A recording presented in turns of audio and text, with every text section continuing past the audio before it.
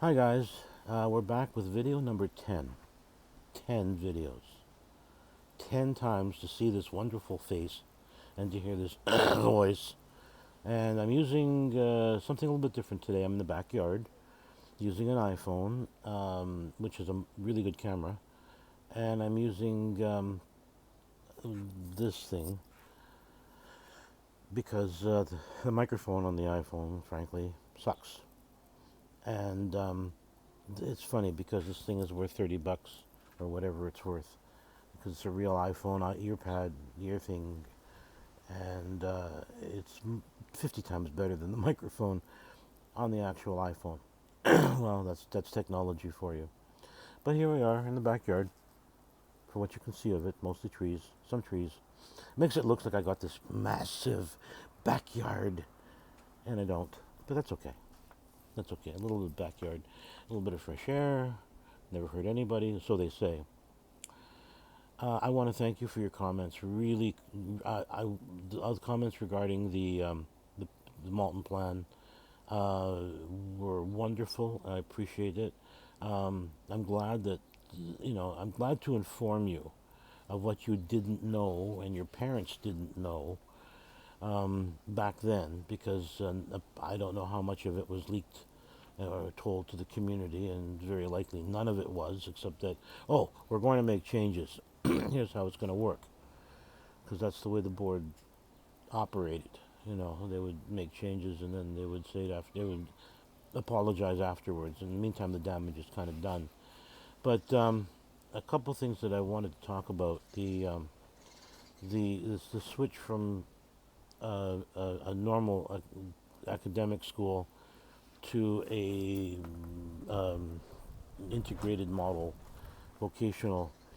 That damage still has uh, um, reverberations like 35 or more years or 40 years after it was implemented. And things like when the school was even switched over, they didn't get rid, they took down all the award winners, the valedictorian thingy that was in the front hallway, the award winners, and there was a whole showcase of winners. Well, that showcase was taken out and replaced by something the architect liked, which was glass blocks, and or something like that. And I fought from 2000 until the day I retired in 2014 with the administration, with the board, all the way up to the director of education, to have those awards and the word Westwood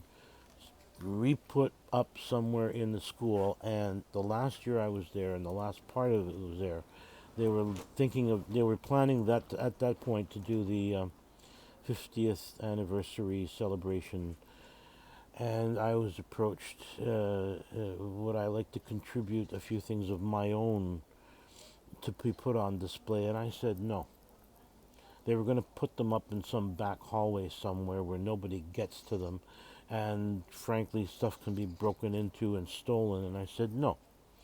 What I have is mine, Westwood shirts, memorabilia, um, things that I worked long and hard for from 1983 to the year 2000, and I wasn't going to freely donate them or give them up to a school only to be put in some back hallway somewhere where nobody could see them except if somebody made a wrong turn. And then the chance that from a back door they get broken into and stuff stolen. No, I'm not going to do that. And so nothing. When the reunion came around in 2003, whenever it was that while ago. Um, nothing nothing said Westwood. Morning Star Secondary became Morning Star Middle School, so the name Morning Star continues. Maybe some of you out there would like to take up this cause, because there's an awful lot, thousands upon thousands upon thousands of Westwood graduates, but there's no Westwood anywhere in the board. And frankly, every time I would approach the subject, the board seemed embarrassed by the whole thing. I mean, they weren't going to call the new school the Malton Secondary, for example. They looked for a name, and then they got a good name. The Lincoln Alexander is a very good name and well deserved. But there isn't Westwood. At least when I last time I was there was in 2016. There wasn't Westwood anywhere in the school, and there should be. And I don't know what they've done with the prizes and the awards and the nameplates that we used to go on the wall. I don't know what they did with them. The principal that was there the year I left um, hired a bunch of people who, one librarian, for example, was in the process of throwing out hundreds upon hundreds upon hundreds of videos done through most of the early middle years of Westwood showcases and stuff, and she was just throwing them out. And I salvaged them, and they were in the music room, and God knows where they are now, because between the principal and the person who replaced me and excuse me, the custodians, they might have been thrown out, and because I got the impression that absolutely nobody from the teacher perspective, from the administration perspective, from the board perspective, nobody gave a damn about Westwood. And maybe if enough former students got together and started asking the board, okay, we graduated from the school, why is there no Westwood anymore? Even on a wall somewhere. Maybe something will happen. So that's up to you guys. I haven't got the strength for it anymore. I mean, it's you guys. If enough of you get together, maybe something can be done. Two things I wanted to check with tonight, and I want to talk about. And one of them is Parents' Night. Parents' Night was always one of my favorite events of the year. Twice it happened, once in first semester, once second semester. And I got to meet the cause of the students I taught, and what in the world possessed two units to mingle together to cause this thing to be born that 14 years later would come into my class and cause so much damage. Or no, I'm just kidding. But I always enjoyed meeting the teachers, the parents, because in some cases I knew they answered the question, "Where the hell did you come from?" Well, I got that answer. Um, I'll start with a great story. This is absolutely true. I had a student in the early years, and this I have to tell you, he was Italian gentleman, Italian student, 17 or 18 years old, and very much into the whole cars and things and girls and he wasn't a bad musician. He was actually a very good musician, but in terms of everything else, he sucked. But anyway, so with him, every second word was F. F this, F that. Okay, and he meant it honestly. It wasn't malicious. He'd walk in the morning. How the are you, sir? Tony, you can't talk like that. Why the not? And I said, because people don't talk like that. Well, everybody at my house talks like this.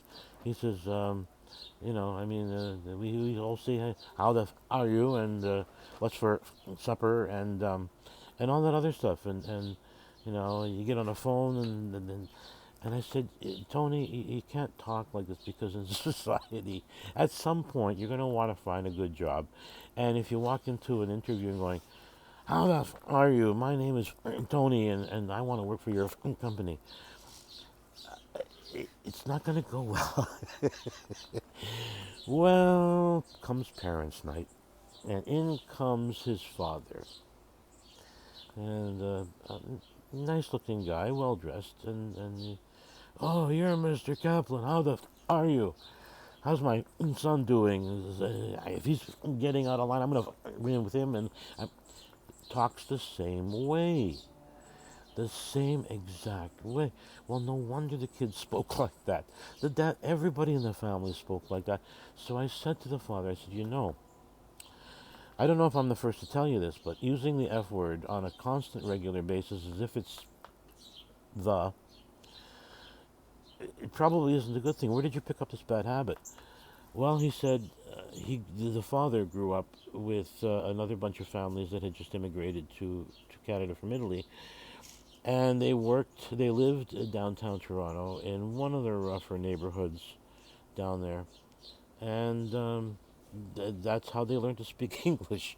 And so to them, it was like, using the word the or an or if or, you know, uh, but it was really, really funny.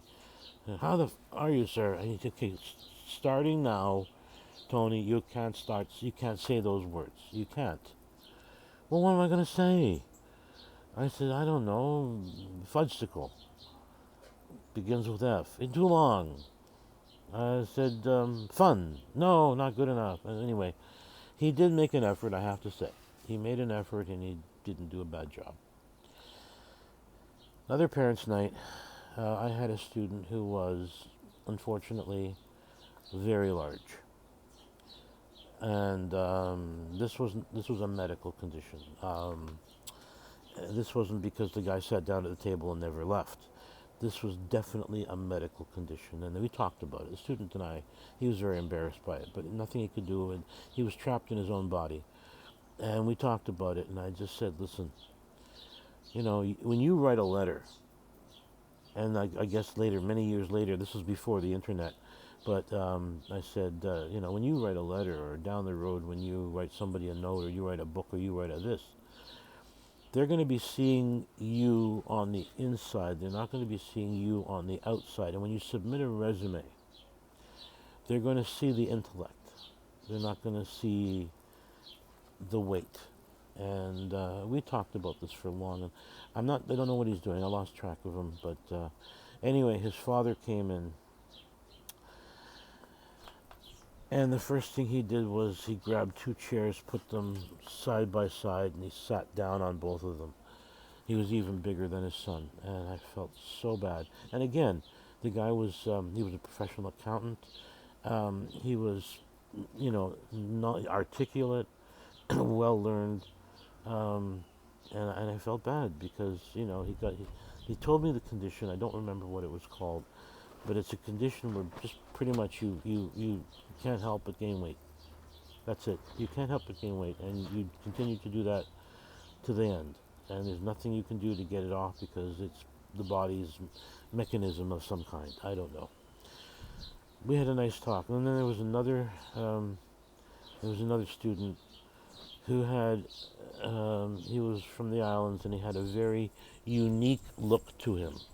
I can't describe it, but it was a really unique look. He stood out, and he could have done commercials and ads and everything. He was just very unique looking. I can't describe it, but because if I did, you'd all know who exactly it was. But I don't want to do that because it's lack of privacy. Anyway, in comes his father for parents' night, and the father's an exact clone. Exact clone. He's an exact clone of his father, and they even spoke the same way. Oh my God, it was amazing, just amazing. Nice guys, both. And then I had the Blackburns, and my first student of the Blackburns, my very first year, was Dwayne Blackburn, who was even then this awesome keyboard player, the unbelievable 17-year-old who could play basketball, but as a keyboard player, he was a better keyboard player. And I met Bob Blackburn when he came in for Parents' Night, and Dwayne might not have been the best student on the planet in other academic areas, but I mean, I was thrilled to be able to have this guy in the class. Couldn't teach him anything because he'd already learned as much jazz as you could probably cram in 20 years of university courses. I mean, the guy was a walking encyclopedia of jazz at 17 years old. And I said to his father, I said, listen, I still have connections at York University, and um, what was his name? A jazz pianist. See, this is what happens when you get old. I should have written it down. Um, Canadian jazz pianist whose name shall return to me after I've done the video, probably. Um, I said, I have connections at York. I'm going to see what I can do about possibly getting Dwayne some lessons with Oscar Peterson. That's who it was. Um, and I tried for 3 or 4 or 5 years to get that done, but the answer every single time was no. Um, Mr. Peterson doesn't teach anybody privately, and at the university, you have to be a card-holding member of York University. In other words, you have to have a student number. And I just it never got done. But then you know what? I was thinking afterwards, other than just sitting down with Oscar Peterson and checking with him, because Peterson was jazz, Dwayne was blues. There's a big, big difference between the two. Um, Much different. And Dwayne was a vocalist, whereas Oscar Peterson wasn't. And I don't know if they would have had very much in common. Anyway, in a few years later, in came Corey Blackburn, who became one of the most competent, not flashy, but competent drummers I've ever taught. I mean, it's not high enough praise because what Corey went through between dealing with me during the week and then dealing with his father on the weekends. He was accompanying his father. Corey ended up being the Jeff Porcaro of Westwood and Lincoln.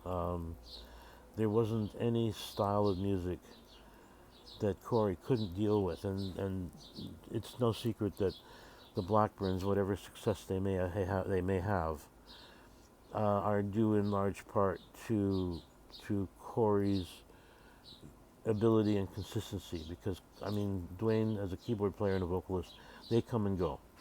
Guitarist Brooke, Brooke is a great guitar player, but you can get a guitar player anywhere. A good drummer who can play with the group and hold the group together is hard to find. There's lots of drummers out there, and a lot of drummers think they can, but no, but when the push comes to shove, they can't. And so, but when Bob Blackburn came in, and then when he became a student later on, in the latter years of the adult education thing, it was like coming full cycle, and I thought it was a great idea that he come back to school and try to finish off his high school diploma. And but I was panicking. I was going, what the hell do I teach this guy? He was playing piano in bars long before I was born, and there's nothing much I could teach him. But I mean, they all came in with the same concept. Okay, you tell us what to do, and we'll try and do it. And that was it. And I enjoyed that sort of thing. And then we had adult education, and I would teach the kid, and I would also teach the kid's mother. Like the kid would be in my band class, and the mother would be in my piano class. So they both came in. And so after giving the mother the rundown on how well the kid was doing, but she was doing really, really well. Then I gave the kid the rundown on how the mother was just absolutely trashing this particular course because she never did the homework, she never practiced, She came in late to class. And she looked at her mother and said, "You're not doing the homework? You're not going to class?" Well, mother, well, I have other things to do, and blah, blah, blah. Well, you tell me that, too. So it was really interesting to see this reverse role kind of thing happening. But parents' nights were always fun. Even students I didn't teach. This was the fun part. Students that I never taught would drag their parents over to see me. You got to meet this Mr. Kaplan. He's so cool. He's the bomb. I thought that was really funny. I don't even know. I have no idea what your kid's name is, but it's nice to meet you. Hello, yes, I am the music teacher. And then when I taught Canadian civics, it involved history of Canada in the 20th century, which meant the history of World Wars I and II. And a parent came up to me and said, hey, my daughter is in your civics class. Yes. And you mentioned the Battle of Vimy Ridge. Yes. My father was killed at that battle. Okay, so she said, it means a great deal to me, the fact that you highlighted that battle and you talked about it. And rather than me talking to my daughter, you finally gave my daughter the concept of what it was and how significant it was, and that her grandfather passed away there, defending the country. And I'm saying, well, I'm glad to help. It's just one thing, something that I did. Um, yeah, not too many of you know that I'm more than just a pretty face. Don't laugh at that. Um, my other interests are history. I could easily have taught history. I'm an expert on medieval and Renaissance, the Renaissance ages, and music and art and drama, and everything medieval and everything Renaissance. But I'm also a keen um, um, reader and researcher on the First and Second World War, and also the history of England, dating back to Ethelred the Unready. There was such a guy. Um, so I could have taught history. I could also have taught law. Then again, it's a good thing I didn't, because who knows how many of you would have been arrested by now. Because my knowledge of law is, but it's okay. I can do it. Um, so it was fun to teach that course, and it was very interesting to meet someone with such close connections to a battle, a very, very important battle where a lot of Canadians unfortunately lost their lives. This is one of the reasons when Mr. Kraft was the vice principal, and even afterwards, we always had a very moving and notable Remembrance Day celebration commemoration. And we even had that big gray cenotaph built. I don't know if some of you may remember it. It was just a couple of risers that we put together, and we laid a wreath, and we recalled a lot of people. And then as years went on, all the people who used to visit the school died, until there was none left. And unfortunately, I don't know if it's still going on today. I know that the last couple of years that I was there was nothing done. Somebody would read in Flanders Fields over the microphone, and that would be it, which is really too bad, because of all the days of the year, that's the day that should be remembered and commemorated the most. Far too many people lost their lives on that series of days leading up to the surrender and the final days of the war to be passed over that easily. The other thing I know if you waited this long into the video, I could end it now, and it's 22 minutes, but I'm going to spend a few minutes and maybe the start of the next video talking about it, and that's the stage crew.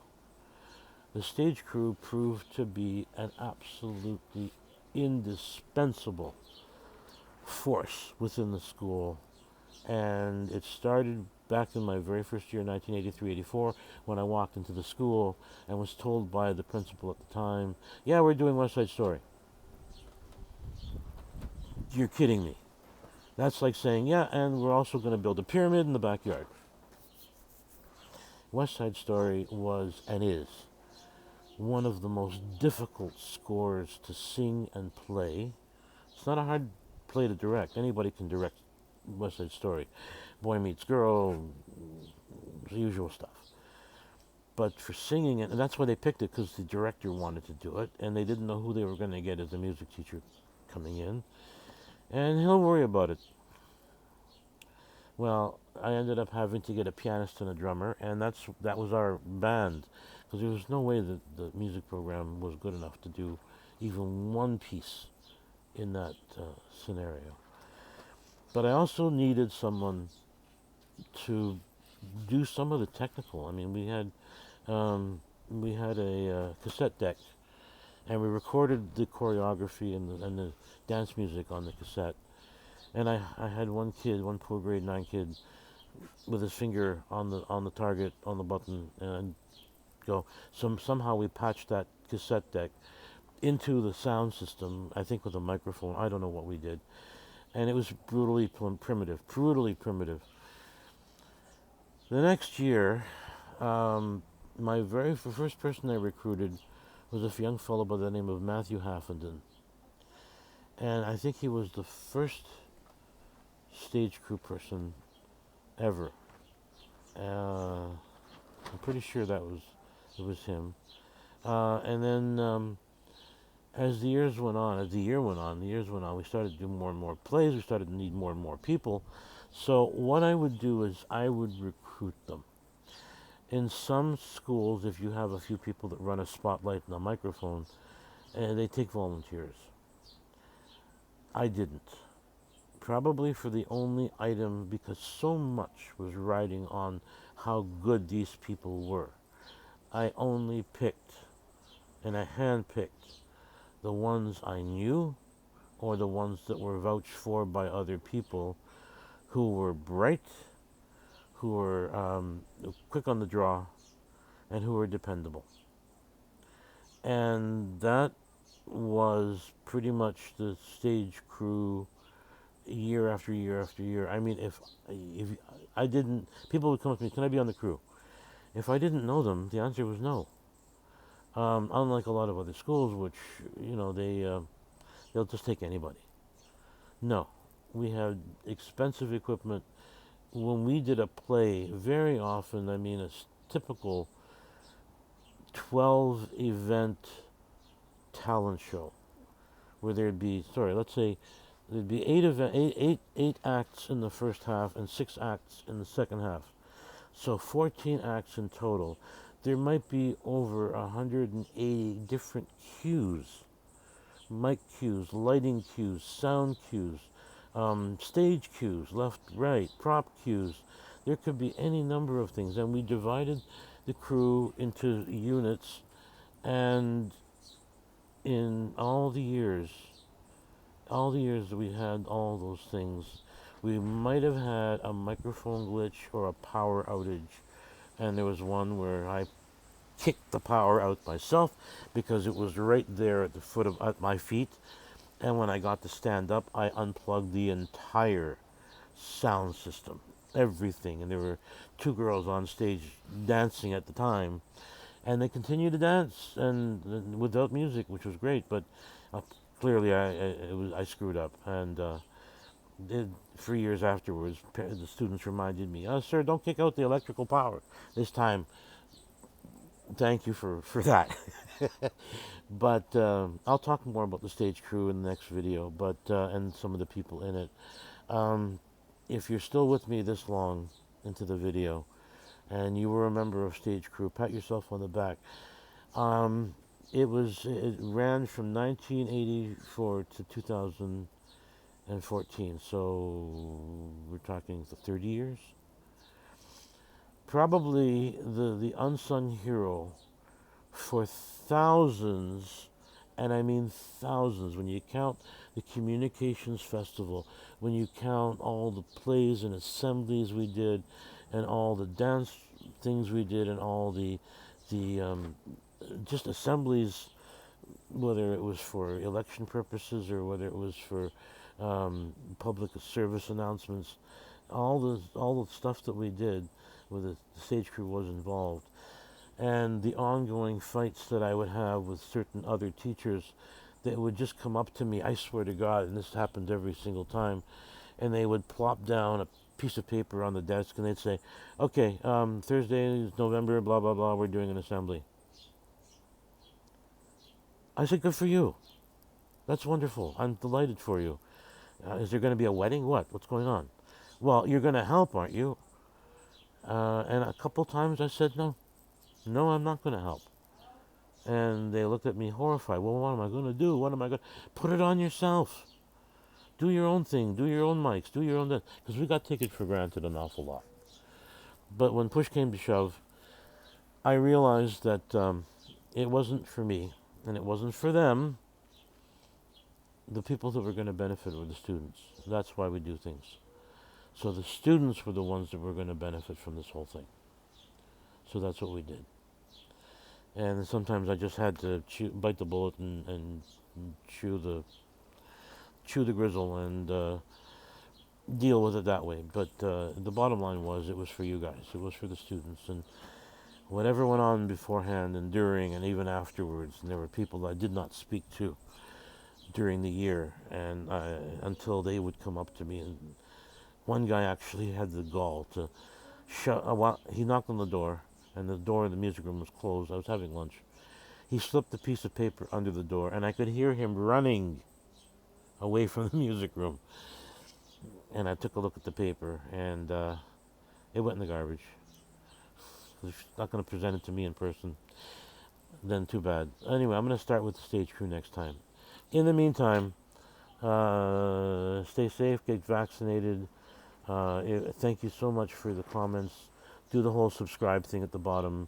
Do the whole like thing or dislike, whatever you prefer. It doesn't matter to me. And just be good to each other. We'll see you next time. Bye.